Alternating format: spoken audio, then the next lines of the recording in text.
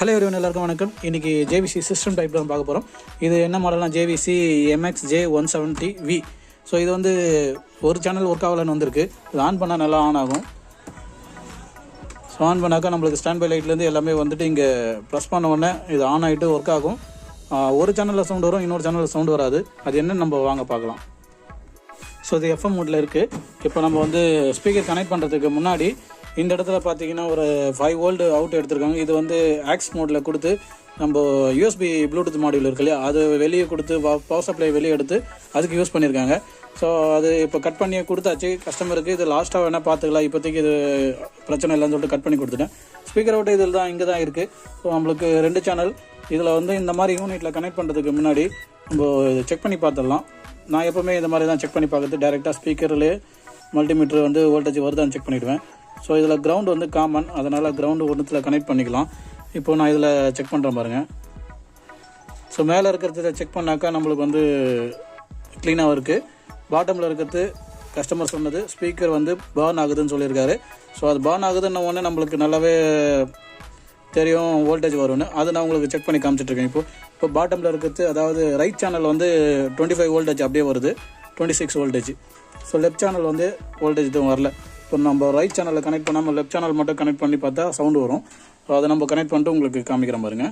So இப்போ நான் axial கொடுத்துருக்கேன். இப்போ அது ஒரு சேனலில் பாடிட்டு தான் இருக்குது. நம்ம சவுண்ட் வைக்கிறேன் பாருங்கள். ஸோ இது நல்லா பாடிட்டு தான் இருக்குது ஒரு சேனலில். இப்போ நான் அந்த ஸ்பீக்கரை எடுத்துகிட்டு இன்னும் கொஞ்சம் சவுண்டு வச்சுட்டு, ஸோ 30 இருக்குது சவுண்டு. இப்போ நான் வந்து ஸ்பீக்கர் டச் பண்ணுறேன் பாருங்கள். இந்த இடத்துல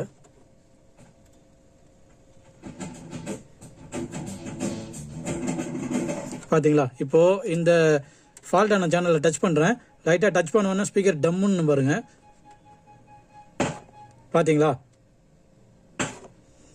ஸோ வோல்டேஜ் ஃபுல்லாக போகுது. அதில் கனெக்ட் பண்ணாக்கா ஆம்பும் டேமேஜ் ஆகும், ஸ்பீக்கரும் டேமேஜ் ஆகும். கம்ப்ளீட்டாக எல்லாமே வந்து சேஞ்ச் பண்ணுற மாதிரி இருக்கும். ஸோ இப்போ நம்ம இதை கழட்டி ஆம்ப் ஐசி என்ன இருக்குது, இதில் என்ன மாடல் இருக்குது, அது கழட்டி பார்த்தா தான் ஒரு ஐடியா வரும். வாங்க இது என்னென்னு கழட்டி பார்த்துக்கலாம்.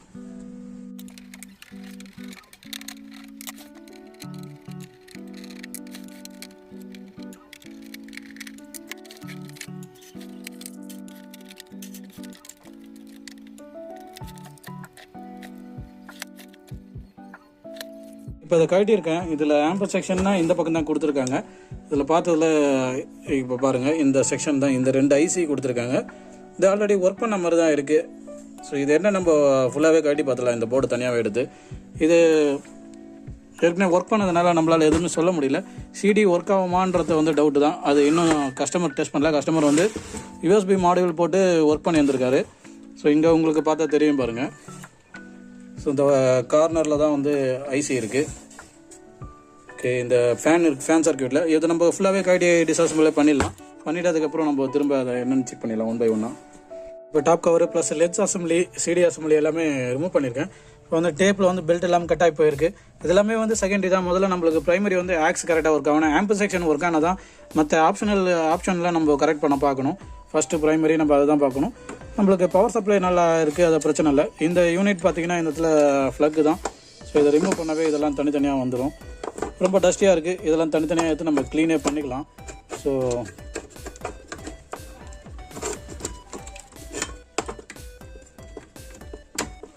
அவ்வளோதான், இது தனியாக வந்துருச்சு.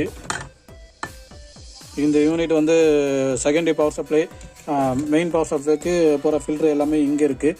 ஸோ இதில் நம்மளுக்கு வந்து எல்லாமே வந்து இதில் பேக் ஆகிடும். இது நம்ம தனியாக எடுத்துக்கலாம். இந்த ஒரு ஸ்க்ரூ கட்டினாக்கா இந்த யூனிட் எல்லா ஸ்ப்ளக்கும் கட்டினாக்கா இந்த யூனிட் தனியாக வந்துடும். நம்ம பார்க்க வேண்டியது இந்த போர்டு தான். ஸோ இதை நான் தனியாக எடுத்துகிட்டு ஓவராலாக இதெல்லாமே நம்ம க்ளீன் பண்ணுறதுல லாஸ்ட்டாக பார்த்துக்கலாம். இதை மட்டும் நம்ம எடுத்து க்ளீன் பண்ணிவிட்டு ஒர்க் பண்ணுறதுக்கு என்னென்ன பண்ணுறதுன்னு பார்க்கலாம் வாங்க. ஓகே, இந்த போர்டை இப்போ தனியாக எடுத்து இது இந்த பக்கம் மட்டும் க்ளீன் பண்ணியிருக்கேன். ஸோ இங்கே வந்து நான் இன்னும் ரிமூவ் பண்ணல. ஸோ இதுக்கு முன்னாடி இதில் ஒரு நல்ல விஷயம், இங்கே பாருங்கள், இந்த ஐசி வந்து பர்ன் ஆகிருக்கு. ஸோ இந்த இடத்துல வந்து பர்ன் ஆகி அந்த இடத்துல போர்டு வந்து டேமேஜ் ஆகிருக்கு. ஸோ இந்த ஐசி நம்ம வெளியே எடுக்கணும்னா இந்த ஈச்சிங் ஃபுல்லாகவே டீசால் 2 ஐசியுமே தனியாக எடுத்தால் தான் முடியும். இது நல்ல விஷயம் தான். ஏன்னா தனித்தனி செக்ஷனுக்கு தனித்தனி ஐசி கொடுத்துருக்காங்க. அதனால் வாட்டேஜ் நல்லாயிருக்கும். எப்படியும் ஒரு 100 வாட்ஸ் இருக்கும். இந்த ஐசி வந்து TDA 7294 ஐசி. ஸோ அதனால் 100 வாட்ஸ் கண்டிப்பாக வரும். ஸோ இப்போது இந்த ஐசி ஒரு பக்கம் போடுறதுனால நம்மளுக்கு ஈஸியாக இதை மட்டும் மாற்றினா சரியாக போயிடும். இதுவும் நம்ம செக் பண்ணிக்கலாம். ஏற்கனவே இங்கே கெப்பாசிட்டிலேருந்து எல்லாமே பண்ணியிருக்காங்க. ஸோ இங்கே பவர் சப்ளைலேருந்து 2 ஒயர் எடுத்திருக்காங்க. அது பவர் சப்ளைலேயே முடிஞ்சிருச்சு. இதை வந்து இப்போ தான் நம்ம கை வைக்கிறோம். அதாவது இதை தான் இப்போ தான் ஃபஸ்ட் டைம் அதை ரிமூவ் பண்ணுறோம். இதுக்கு முன்னாடி வந்து பேக்கில் வந்து டச்சப் பண்ணியிருக்காங்க. ஆனால் ஃப்ரண்ட்டில் வந்து கழட்டி யாருமே பண்ணதில்லை.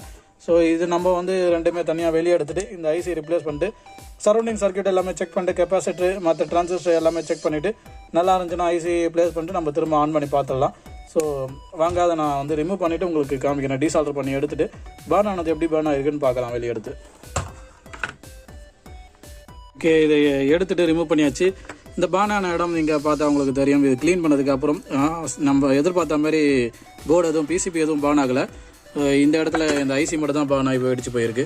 2 லெக்கு இதில் வந்து மிஸ்ஸிங்கு கம்ப்ளீட்டாக இதில் வந்து போயிட்டுச்சு. இப்போ உங்களுக்கு பார்த்து தர 2 லெக்கு ஃபுல்லாகவே இங்கே இருக்குது பாருங்கள். அந்த 2 லெக்கு இது நம்ம சால்டர் பண்ணும்போது தனித்தனியாக வந்துருச்சு. இந்த ஐசி நல்லாயிருக்கு, இது ஒன்றும் பிரச்சனை இல்லை.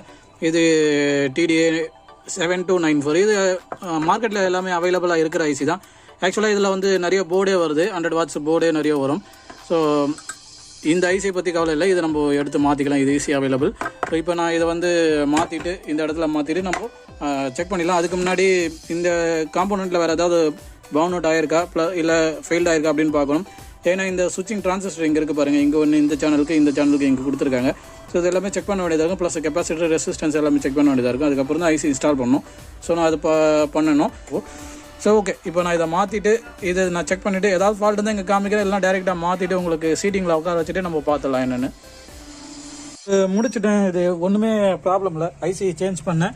ஸோ இங்கே சேஞ்ச் பண்ணிவிட்டு எல்லாமே அசம்பிள் பண்ணிட்டு செக் பண்ணால் எல்லாமே க்ளீனாக இருக்குது. ஸோ டிஃபெக்ட் ஐசி வந்து நம்மளுக்கு வந்து இங்கே இருக்குது பாருங்கள். ஸோ இங்கே நம்மளுக்கு உள்ளே பார்த்தீங்கன்னா இப்போ க்ளீனாக வந்து ஐசி பர்ஃபார்ம் பண்ணிகிட்ருக்கு. நான் இது வரைக்கும் செக் பண்ணதில் எந்த ஒரு பிரச்சனையும் இல்லை. ஸோ உங்களுக்கு டார்ச் வச்சு காமிக்கிறேன் பாருங்கள். ஸோ நியூ ஐசி வந்து உங்களுக்கு இப்போ தெரியும் பாருங்கள். ஓகே, ஸோ மேலே இருக்கிறது நியூ ஐசி அதுதான் போயிருக்கு. பாட்டமில் இருக்கிறது ஓல்டு ஐசி அது அப்படியே தான் இருக்குது.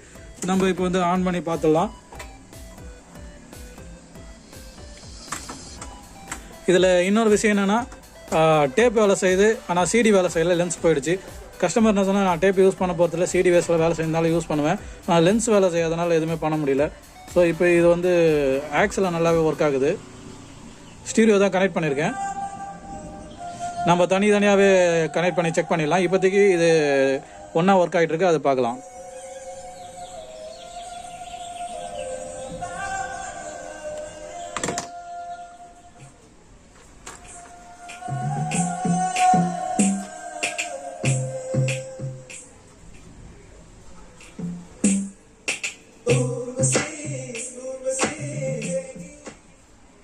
பார்த்தீங்களா? இப்போ நம்ம தனித்தனியாகவே கனெக்ட் பண்ணி பார்த்துடலாம்.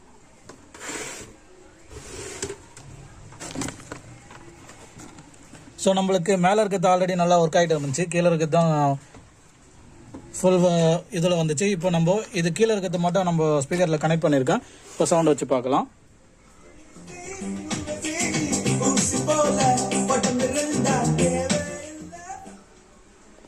இப்போ எந்த பிரச்சனையும் இல்லாமல் ஒர்க் ஆகுது. இதில் பெருசாக எதுவுமே கிடையாது. மற்றபடி இருக்கிற எல்லாமே க்ளீன் பண்ணிட்டேன். டேப்புலேருந்து எல்லாமே பெல்ட்டு இங்கே போனது பெல்ட்டு போட்டு பார்த்துட்டேன். பெல்ட் வந்து இப்போ இது டேப் நல்லா போயிட்டுருக்கு, எந்த ஒரு பிரச்சனை இல்லை. ஆனால் டேப் அவர் யூஸ் பண்ணுறதுனா இல்லைன்னு சொல்லிட்டாரு. ஸோ அவருக்கு தேவை இப்போ ஆக்ஸு. இதில் வந்து இந்த 2 ஒயர் கொடுத்துருக்கோம். இதில் 5 வோல்ட் அவுட் எடுத்திருக்கு. ஸோ வெளியே எக்ஸ்டர்னலாக இந்த ப்ளூடூத் இப்போ நம்ம யூஸ் பண்ணுற மாதிரி இந்த மாதிரி ஒரு போர்டு வந்து அவர் செட் பண்ணி கொடுக்க சொல்லியிருக்காரு. ஸோ அதுதான் நம்ம வந்து அவர்கிட்ட ஆல்ரெடி செட் பண்ணி கொடுத்தது தான். இப்போ அதை அவர் எட்டு வந்தார்னா இதில் ஜாயின் பண்ணிவிட்டு பேக்கில் டஸ்ட் கப் போட்டுட்டு கொடுத்துட வேண்டியது தான். டெஸ்டிங் முடிஞ்சிருச்சு. So okay friends, thanks for வாட்சிங். சின்ன வீடியோ தான் இருந்தாலும் ஏதாவது ஒரு சின்ன யூஸ்ஃபுல்லான இன்ஃபர்மேஷன் இருக்கும். ஓகே ஃப்ரெண்ட்ஸ், தேங்க்ஸ் ஃபார் வாட்சிங். தேங்க்யூ.